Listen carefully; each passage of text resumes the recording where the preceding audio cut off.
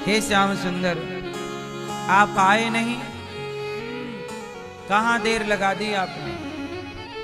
कब से हम आपको पुकार रही हैं, पहले तो पुकार रही थी, इंतजार अब आएंगे अब आएंगे,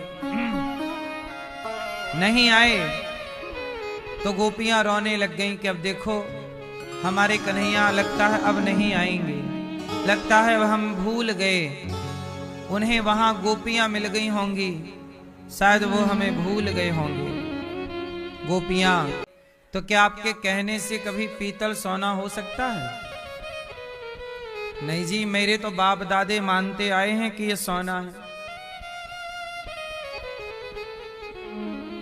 सोने जैसे चमकता है। तो अब मान लो कि सोना है, क्योंकि बाप दादे मान रहे हैं। बताओ ये क्या है?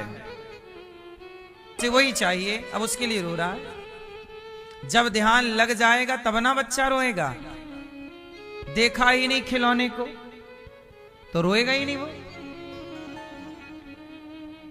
है ना? चले देखो होना क्या चाहिए, सही नियम क्या है। चलो आप लोग जरा सावधानी शांति से पालथी मार के बैठो, रीढ़ की हड्डी सीधी करो, हम आपको बताएं कैसे पूजा करनी चाहिए। सब लोग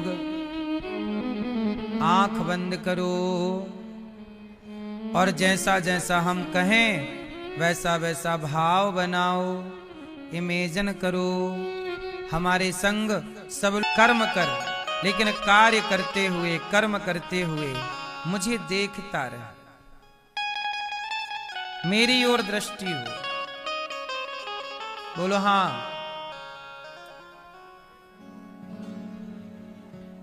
जैसे सूपनखा आई राम के आगे, तो जब राम जी सूपनखा से बात कर रहे थे तो बताओ राम जी किसकी ओर देख रहे थे? क्यों मैया, किसकी ओर? आप बताओ, राम जी किसकी तरफ देख रहे थे?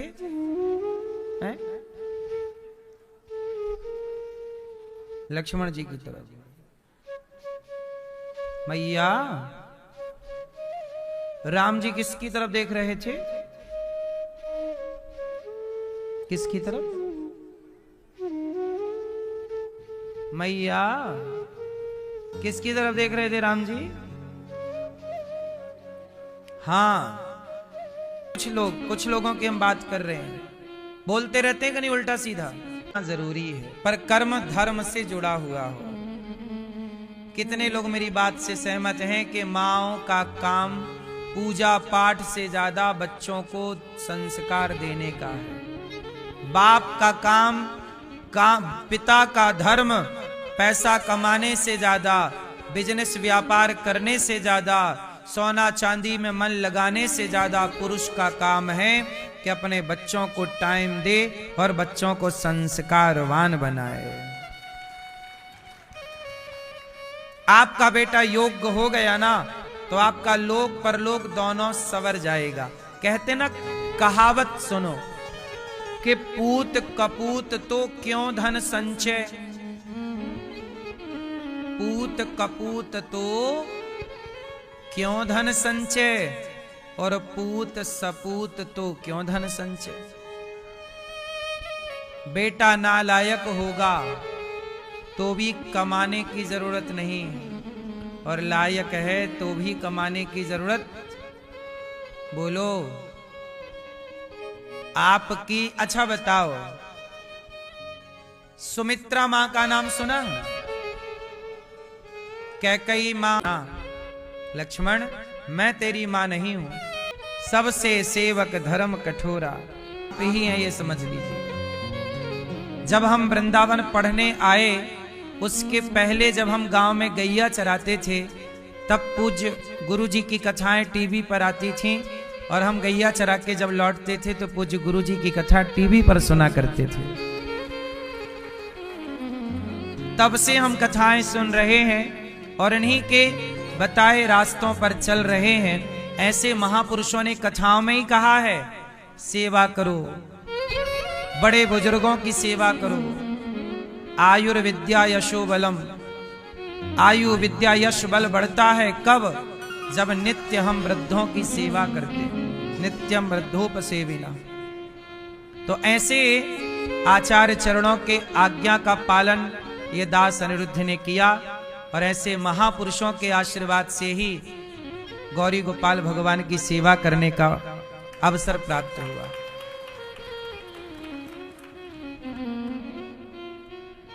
मेरा परम सौभाग्य पूज्य गुरु जी आपके श्री चरणों में दास का बारंबार प्रणाम नमन स्वीकार कीजिए। मैं आपका दास हूं, सदा आपके लिए हृदय में यही भाव रहता है कि देखिए, आप सब जानते होंगे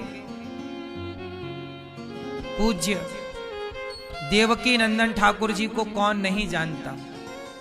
जब लोग वृंदावन के बारे में नहीं जानते थे भली भांति, तब आपने भारत के नहीं दुनिया के कोने कोने में जाकर वृंदावन की महिमा सुनाई और इनके कहने से करोड़ों लोग ब्रज मंडल में आकर ब्रज रज में लौटकर अपने जीवन को कृतार्थ किया है।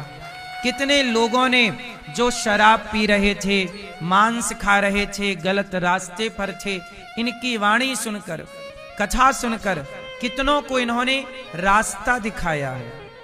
बताइए, ये परोपकार है कि नहीं? लोग कहते हैं संत लोग क्या करते हैं, साधु लोग क्या करते हैं। अरे जिन लोगों को डॉक्टर नहीं सुधार पाते, जिनकी शराब डॉक्टर नहीं छुड़ा पाते, वो कथाओं के बल पर रास्ता, गलत रास्ता छोड़कर और सही रास्ते पर चलने लग जाते हैं। ये कथाओं की, ये आचार्यों की, ये कथा सुनाने वाले कथा सुना सुना के कितने लोगों को, भटकी हुई समाज को सही दिशा दे देते हैं। ये उपकार है कि नहीं? अब बताइए, ऐसे महापुरुषों का समाज पर उपकार है कि नहीं? है ना? इसलिए संतों को अपमानित कर देना, गालियां दे देना बड़ा आसान है, पर संत लोग कितने लोगों को सही मार्ग पर ले आए, कितना परोपकार का कार्य करते हैं। अभी पूज्य गुरु जी ने जो पंजाब में और ऊपर जो बाढ़ आई थी, उन बाढ़ प्रभावित लोगों तक आपने खूब राशन पहुंचाकर उनका खूब सहयोग किया, सब तरह से धन धान्य देकर भी, आर्थिक रूप से भोजन खाद्य पदार्थ देकर। अब देखो, संत लोग भी अपना सारा तन मन धन से समाज में लगे ही रहते हैं। ऐसे महापुरुषों के चरणों में दास का बारंबार नमन। आज तो मैं क्या कहूं, भगवान की कृपा नहीं, विशेष कृपा हो गई कि अनायास हमें भी पता नहीं था, आपको भी पता नहीं, आपको भी लगा था कि ऐसे महापुरुषों का दर्शन हो जाएगा। देखिए, अचानक न जाने कौन से गुण पर दयानिधि रीझ जाते हैं। पूज्य गुरु जी की वाणी हम सुन के आशीर्वाद ले लें और अपने आप को कृतार्थ कर लें आपकी वाणी से। देखो, संत बड़े परमार्थी, भेष धरें अवधूत और राम नाम का गोला फेंकें तो भाग जाएं यमदूत। आग लगी आकाश में बरस रहे अंगार, और संत न होते जगत में तो जल जाता संसार। भगवान की कथा सुना सुना कर दास अनिरुद्ध को भी आपने कथा सुनाई और हमने भी खूब आपकी वाणी का आनंद लिया। जब हम वृंदावन में पढ़ते थे तब पूज्य गुरु जी की कथा फोगलाश्रम में हुई थी। तब ये दास गुरु जी की कथा में जाया करता था और जैसे आप सुनने के लिए बैठे हैं